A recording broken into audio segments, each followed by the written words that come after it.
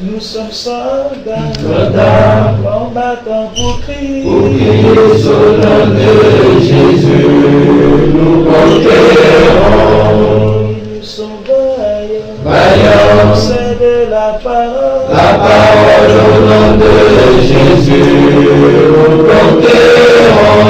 Nous sommes vaillants, Vaillants, décidés à dessein. à dessein au nom de Jésus, nous conquérons. Nous sommes vaillants, Vaillants, décidés à dessein. à dessein au nom de Jésus, nous conquérons. Quels qu'ils soient les effets, Nous conquérons au nom de Jésus, nous conquérons. quels qu'ils soient les menaces, Nous conquérons au nom de Jésus, nous conquérons. quels qu'ils soient les mensonges, Nous conquérons au nom de Jésus, nous conquérons. quels qu'ils soient l'adversité,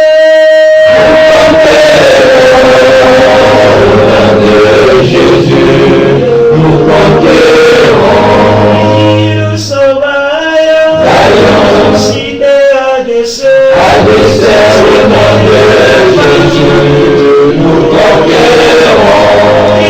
Nous sommes vaillants, Vaillants, décidés à dessein. à dessein au nom de Jésus, nous conquérons. Nous sommes vaillants, Vaillants, c'est de la parole. la parole au nom de Jésus, nous conquérons. Nous sommes vaillants, Vaillants, décidés à dessein. à dessein au nom de Jésus, nous conquérons. Quels qu'ils soient les mensonges,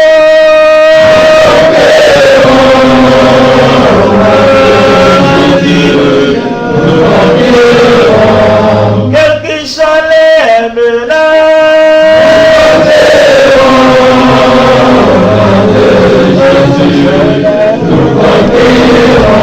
quels qu'ils soient l'adversité,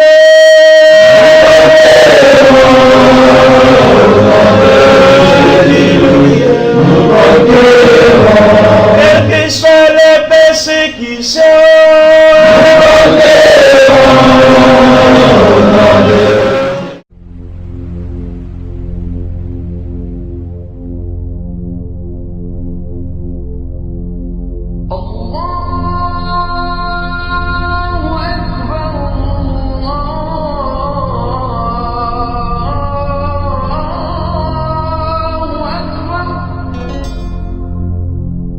أشهد أن لا إله إلا الله أشهد أن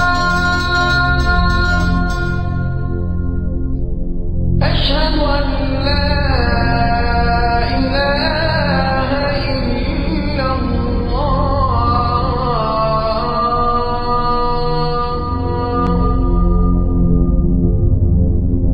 أشهد أن محمدا رسول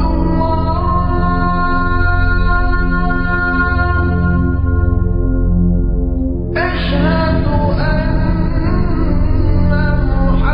محمدا رسول الله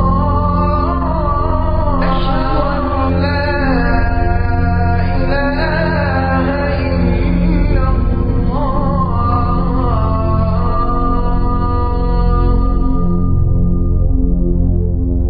أشهد أن محمدا رسول الله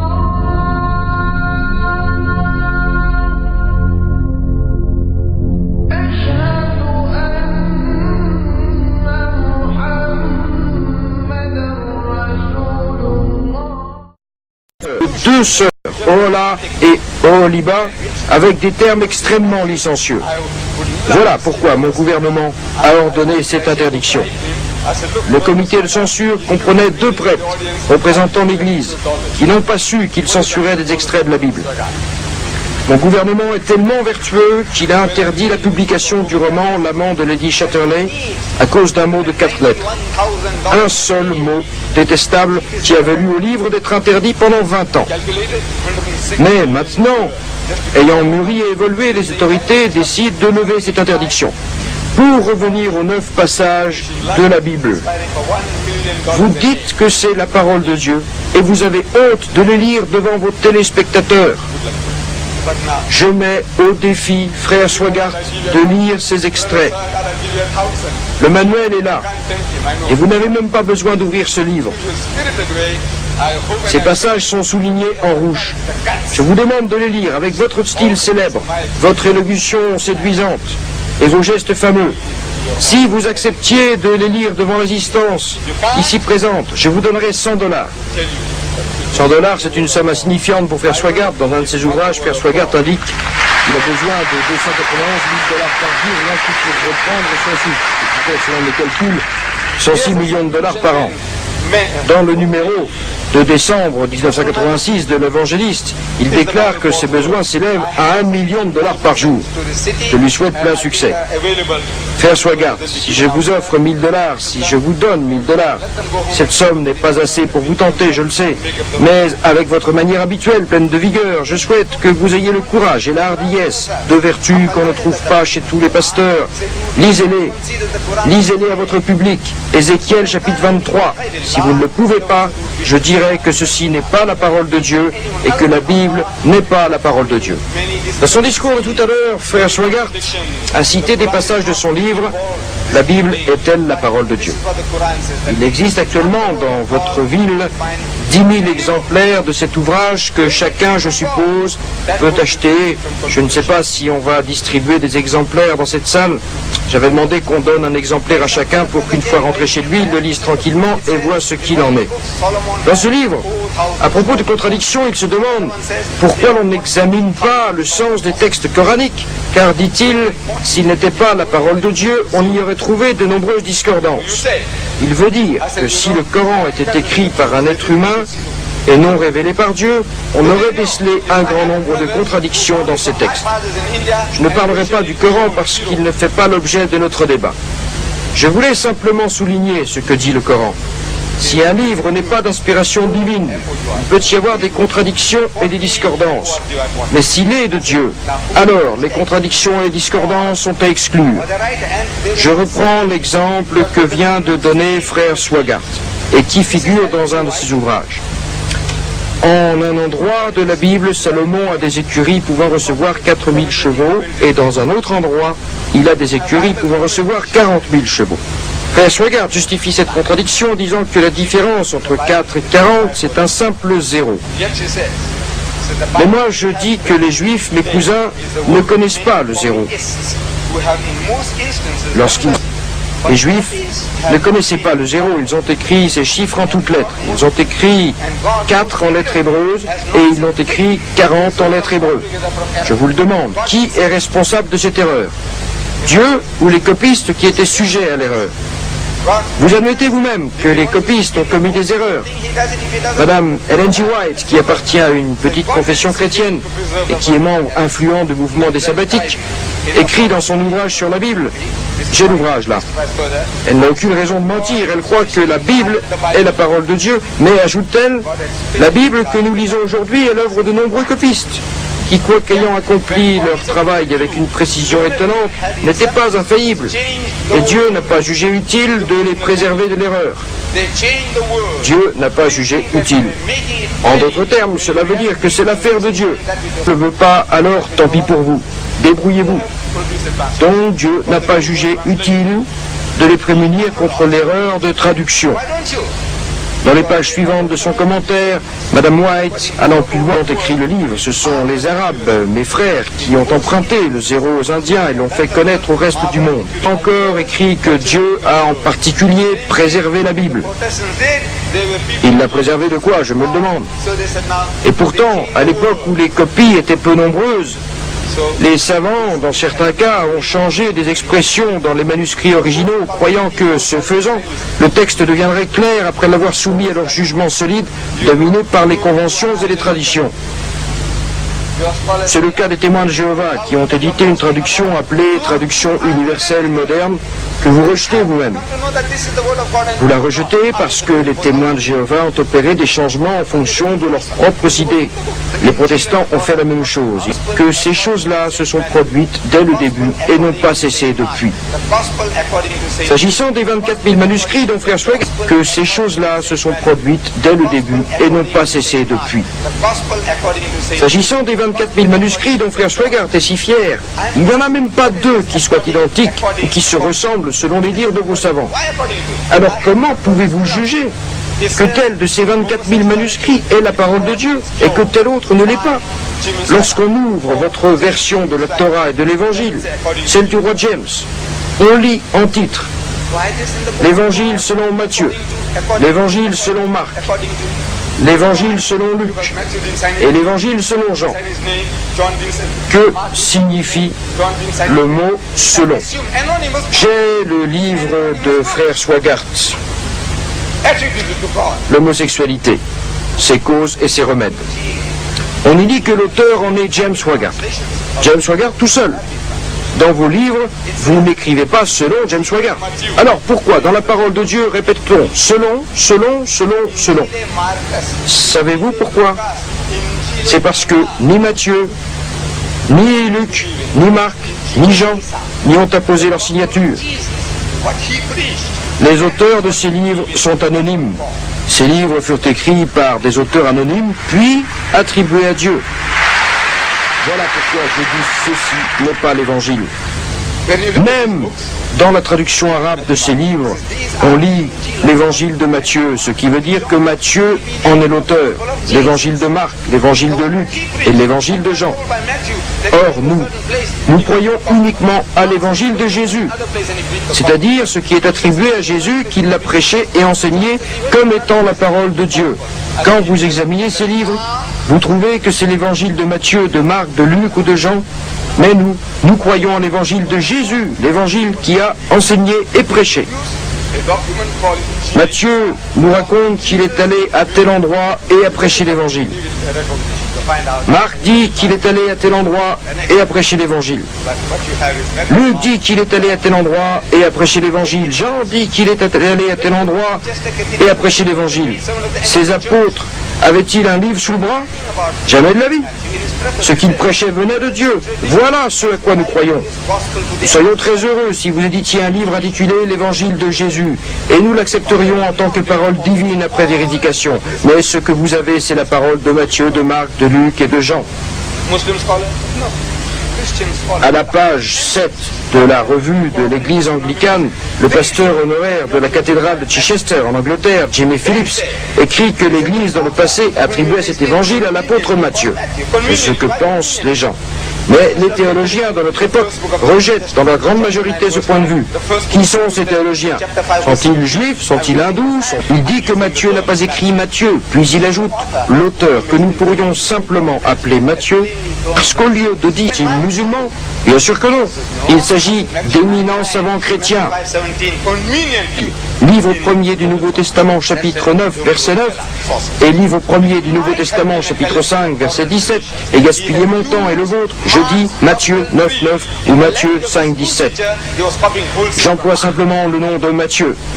Révérend Philippe s'écrit donc, l'auteur que nous pourrions simplement appeler Matthieu s'est rapproché de manière évidente des sources qui ne seraient qu'un ensemble de traditions orales et a adapté librement l'évangile de Marc et qu'il copiait à l'école. Matthieu, le disciple et l'apôtre de Jésus, copiait sur un enfant de 10 ans qui n'a jamais été témoin des événements? Est-ce possible? Pourriez-vous admettre cela et vous continuez à prétendre que c'est la parole de Dieu? La généalogie, on trouve dans les évangiles 2 généalogies de Jésus, l'une en Matthieu, l'autre en Luc. Mais dans les 2 listes des ancêtres, on ne découvre que 2 noms, parmi 66, qui soient cités à la fois par les 2 évangélistes. Frère Swegart suppose que l'une concerne la généalogie de Marie et l'autre celle de Jésus. Est-ce l'évangile qui le dit? Pas du tout. Les 2 quelques livres disent que c'est la généalogie de Jésus et il n'est pas question de Marie. 66 noms, parmi lesquels on trouve, sauf dans un seul cas, 2 noms identiques, ni le prétendu père de Jésus. Dieu très haut n'y figure pas. Peut-on imaginer cela? Dieu qui révèle sa généalogie en omettant son nom et en s'écartant du chemin. Une liste de 66 noms qui ne comporte pas le sien. Vous donnez une généalogie de 66 ancêtres à quelqu'un qui est né d'une vierge par une intervention surnaturelle, puis vous venez nous dire que cela a été révélé par Dieu. Nous, les musulmans, frère Swagart, nous contestons vigoureusement vos procédés à l'endroit de ce grand envoyé. Nous disons que c'est un grand Messie envoyé par Dieu et qu'il naquit par une intervention miraculeuse.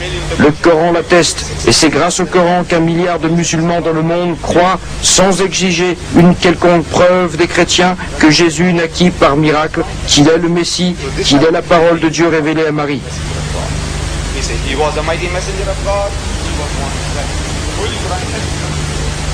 Demain, je traiterai le sujet en parlant de Mohammed, successeur naturel de Jésus.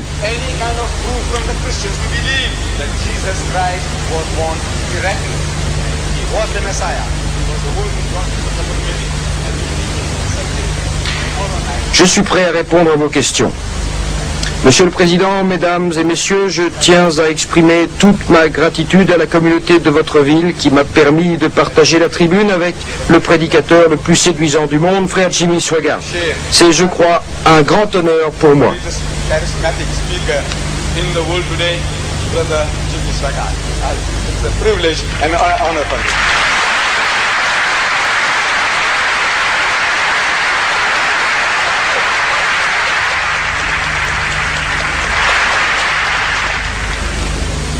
Et maintenant, révérend Jimmy Swaggart va parler pour 10 minutes.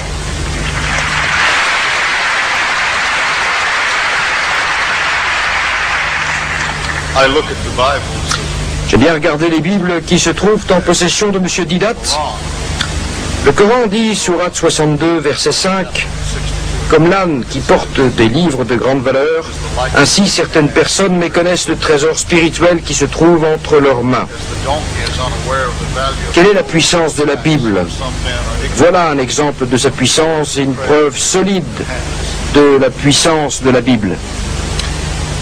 Il y a quelque temps, j'ai effectué une visite en Afrique.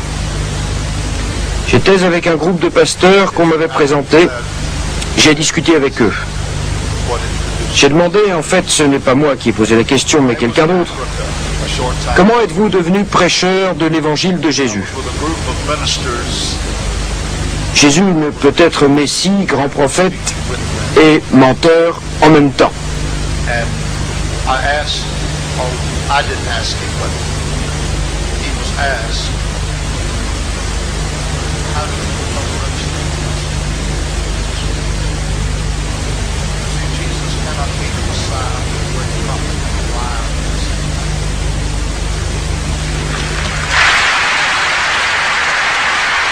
Ou bien il est celui qu'il a déclaré être, ou bien il est menteur. Et il n'est pas menteur. Voilà comment je suis devenu prêcheur de l'Évangile, a-t-il répondu. Un de mes proches amis était chrétien et nous discutions souvent du christianisme et de l'islam. Un jour, le jeune chrétien dit « Il y a un homme possédé par le démon ». Vous savez, dans l'Évangile selon selon Marc, chapitre 16, verset 17, Jésus dit « En mon nom, ils chasseront les démons ». C'est un livre puissant. Des millions et des millions furent guéris par la volonté de Dieu en implorant Jésus Tout-Puissant. Et des millions furent délivrés en effet du mal et de l'esclavage causé par l'enfer et le supplice. Comme il l'a dit.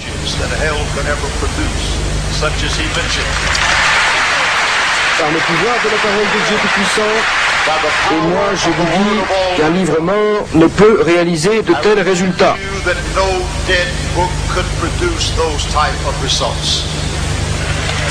Si vous visitez notre église, vous verrez que la moitié de ceux qui s'y trouvent étaient des alcooliques et des drogués assaillis par tous les maux qui puissent accabler un être humain.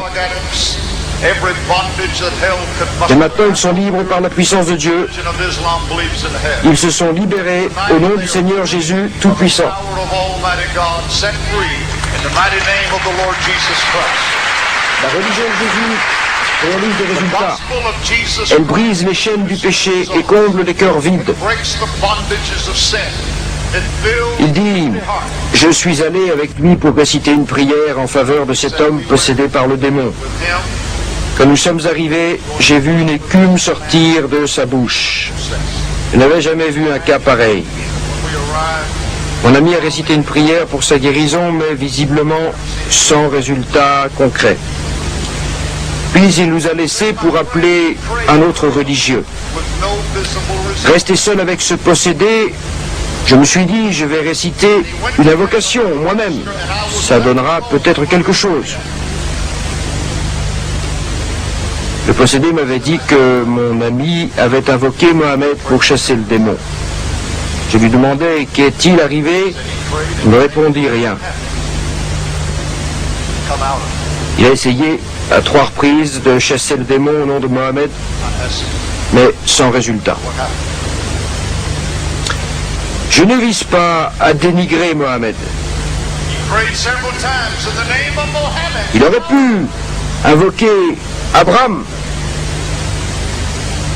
ou Moïse sans obtenir de résultat. He could have prayed in the name of Abraham or Moses. Et il aurait pu aussi le faire au nom de Pierre sans que l'état du possédé ne s'améliore pour autant. Standing there alone. Comme je vous le disais, je me suis dit, je vais essayer moi-même. Mon ami chrétien l'a déjà fait une fois. Je n'y crois pas, mais je vais quand même essayer. Je posai ma main sur lui et dis, sors au nom de Jésus. He said, Brother Swigert, before my eyes, Puis il me dit, croyez-moi frère Swigert, il fut guéri devant mes yeux par la puissance du Seigneur. Je sais que vous n'aimiez pas le miracle de Jésus, mais je tiens à vous rappeler, avant que je termine mon discours, qu'un homme mort ne peut pas réaliser des miracles. man cannot produce miracles. Je répète, un homme mort ne peut pas réaliser des miracles. Jésus-Christ est vivant. miracles. Jesus Christ is alive.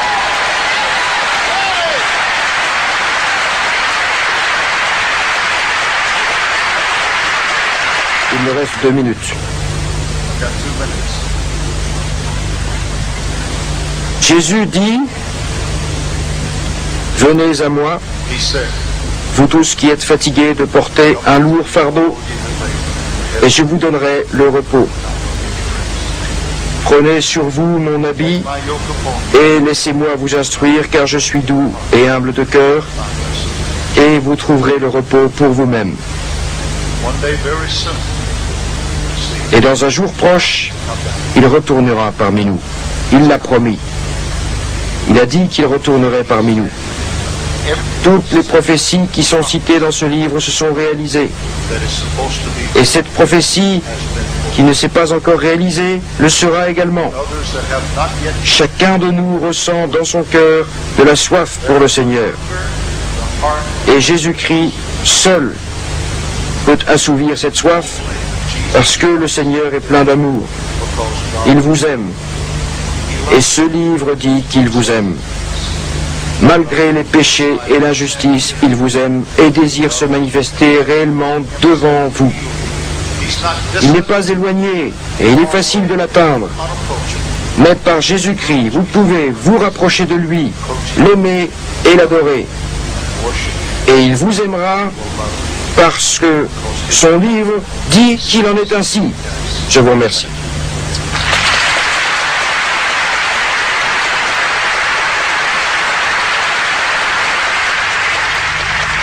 Rendons hommage à ces 2 grands hommes. Acknowledge both of them.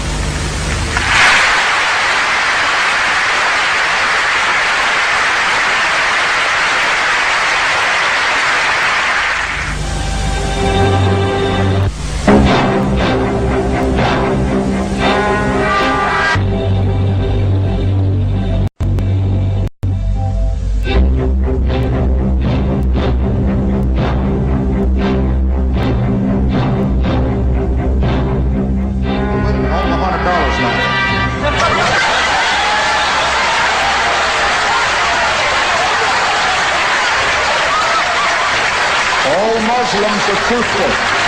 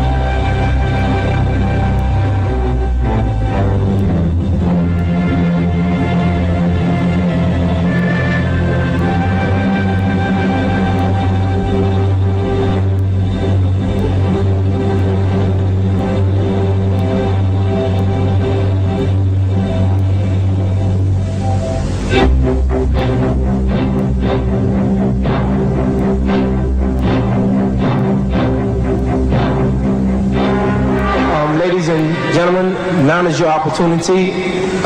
We should be passing out the sheets of papers.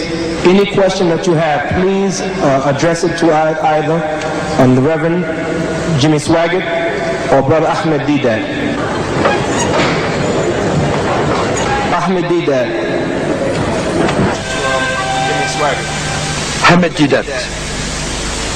Le Coran que nous avons aujourd'hui, est-ce le même Coran original qui a été révélé?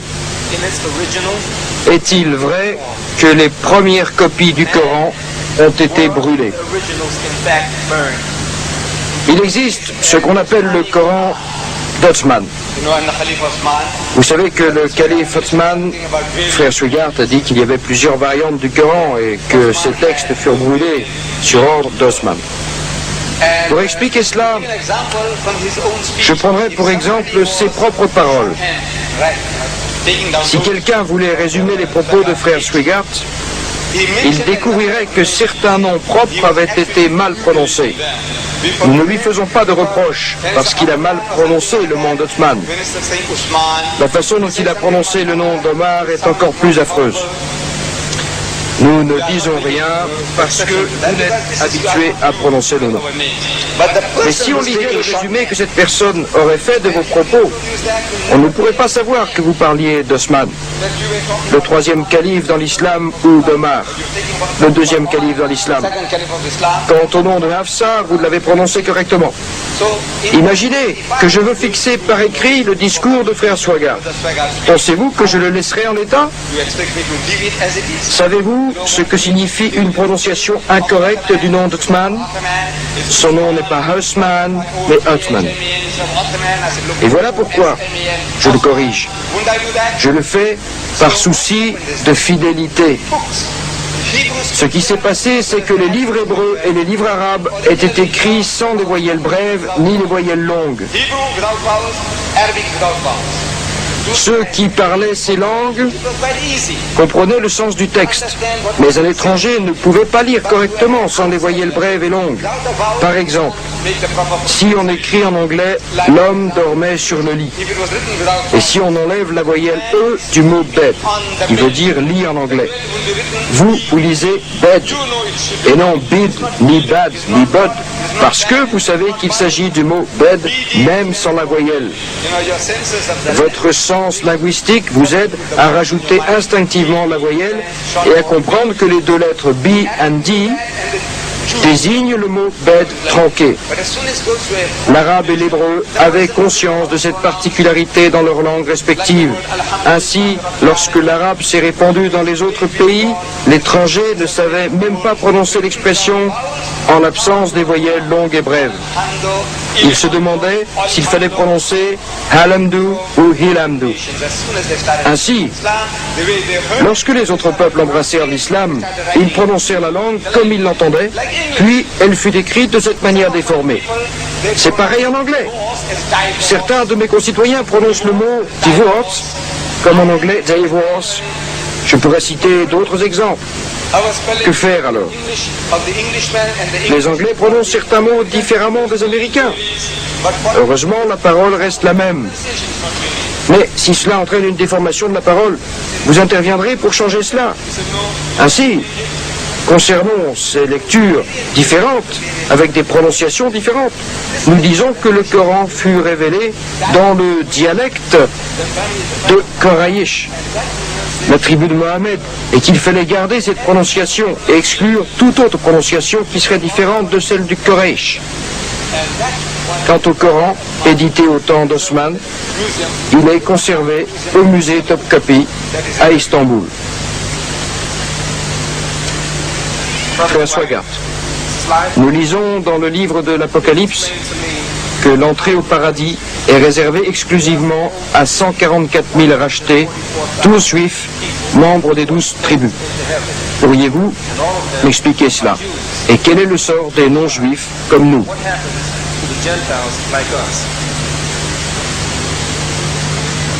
C'est là votre question? Les 144 000 cités dans le livre de l'Apocalypse, comme vous dites, qui sont membres du peuple juif, 12 000 de chaque tribu, n'ont pas de rapport avec les non-juifs. Ces 12 000 furent choisis de chaque tribu pour le royaume de Dieu parce qu'ils ont cru en Jésus, Sauveur et Rédempteur. C'est pour cela que le paradis leur fut promis. Cela n'a rien à voir avec le salut des autres millions de créatures qui sont venues au Seigneur. Ce n'a pas de rapport avec les non-juifs. Il parle de ces 144 000, il dit aussi que tous ceux qui croient dans la parole de Dieu seront sauvés. Donc le salut est aussi accordé à tout non-juif qui croit en la parole de Dieu. Je crois que j'ai répondu à votre question.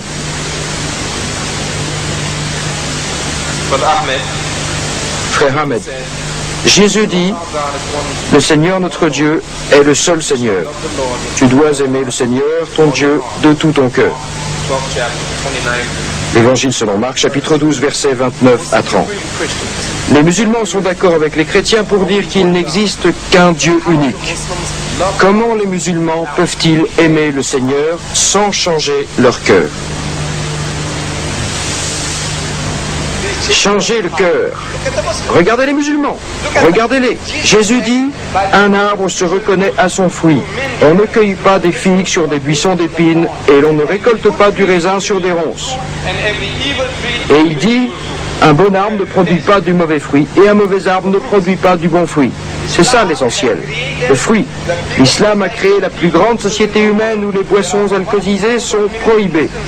Il existe dans le monde 1 milliard de musulmans qui dans l'ensemble ne boivent pas de boissons alcoolisées. C'est cela le fruit. Les frères de race, qui sont les gens les plus racistes de la planète. Vous connaissez les hindous en Inde, la confession des hindous, la caste supérieure. La communauté dont je suis issu, cette communauté qui était la plus raciste au monde, change. Elle ne distingue pas entre le noir et le blanc, ni entre le pauvre et le riche. Ils sont tous frères. Ils ont changé. Et malgré tous les prêches en faveur du christianisme, Jésus change la vie des hommes. Ta nature première se dissipera et tu recevras une nature neuve. Je dis, regardez, dans cette grande puissance, les États-Unis, il existe, selon frère Swigart, 11 millions d'ivrognes et 44 millions d'alcooliques. C'est votre nation. Frère Swigart ne trouve pas de différence entre ces 55 millions. Pour lui, ils sont tous alcooliques. Dans l'islam, les boissons alcoolisées sont interdites en toutes circonstances. Le prophète Mohammed dit, ce qui rend ivre en grande quantité est interdit en petite quantité. Ni peu, ni trop. Interdiction totale. Le Coran prescrit, il s'adresse à tous les croyants, c'est-à-dire toutes les boissons alcoolisées, c'est-à-dire les jeux de hasard. Et frère Swagart écrit dans son ouvrage 54 milliards de dollars dans les jeux. C'est-à-dire les jeux de hasard, c'est-à-dire la divination par les entrailles des victimes. Mohammed, le prophète de l'islam, n'a-t-il pas clamé son incertitude et sa totale confusion sur son futur, celui des musulmans et de l'islam, en ce qui concerne le salut, quand il l'a lui-même clairement dit, au début de sa vie, dans le Coran. dit « Je ne suis pas une innovation parmi les messagers, et je ne sais pas ce que l'on fera de moi, ni de vous. Et je ne sais pas ce que l'on fera de moi, ni de vous. Et je ne sais pas ce que l'on fera de moi, ni de vous. Je ne fais que suivre ce qui m'est révélé, et je ne suis qu'un avertisseur clair. » N'est-ce pas là une caractéristique de faux prophètes, telle que notre Seigneur Jésus-Christ nous l'a clairement enseigné, dans son omniscience, dans sa sainte et éprouvée parole, la Sainte Bible, où lui-même déclare clairement ceci. Jésus leur dit, « La lumière est encore pour un peu de temps au milieu de vous. Marchez pendant que vous avez la lumière, afin que les ténèbres ne vous surprennent point. Celui qui marche dans les ténèbres ne sait où il va. Celui qui marche dans les ténèbres ne sait où il va. Celui qui marche dans les ténèbres ne sait où il va. » Laissez-les, ce sont des aveugles qui conduisent des aveugles. Si un aveugle conduit un aveugle, ils tomberont tous deux dans une fosse. Il leur dit aussi cette parabole. Un aveugle peut-il conduire un aveugle? Ne tomberont-ils pas tous deux dans une fosse? Toutefois, Mohammed, le prophète de l'islam, n'a-t-il pas confirmé, de la part d'Allah, sans réserve et sans équivoque, la destination claire et future des musulmans, quand il l'a lui-même clairement dit, à la fin de sa vie, dans le livre de son Dieu, Allah, le Coran. Il n'y a personne parmi vous qui ne passera pas par l'enfer, car il s'agit là pour ton Seigneur d'une sentence irrévocable. Ensuite, nous délivrerons ceux qui étaient pieux, et nous y laisserons les injustes agenouillés. Vous verrez certes la fournaise, puis vous la verrez certes avec l'œil de la certitude. Mais notre grand Dieu de gloire, manifesté en chair, notre Seigneur et Sauveur, Jésus-Christ, quant à lui, a clairement confirmé un paradis de gloire, qu'il a lui-même préparé pour ceux qui l'aiment, et qui auront cru en sa parole, quand il l'a lui-même dit dans la Sainte Bible. Que votre cœur ne se trouble point. Croyez en Dieu, et croyez en moi. Il y a plusieurs demeures dans la maison de mon Père. Si cela n'était pas, je vous l'aurais dit. Je vais vous préparer une place. Et, lorsque je m'en serai allé et que je vous aurai préparé une place, je reviendrai et je vous prendrai avec moi, afin que là où je suis, vous y soyez aussi. Jésus lui répondit, « En vérité, je te le dis, aujourd'hui tu seras avec moi dans le paradis. » Le paradis illusoire d'Allah, c'est pour des ébats sexuels collectifs, voir Sourate 55 versets 70 à 75, Sourate 55 versets 54 à 58, Sourate 44 versets 51 à 54, Sourate 2 versets 25. C'est cela l'âme de l'islam, la course et l'espoir des musulmans.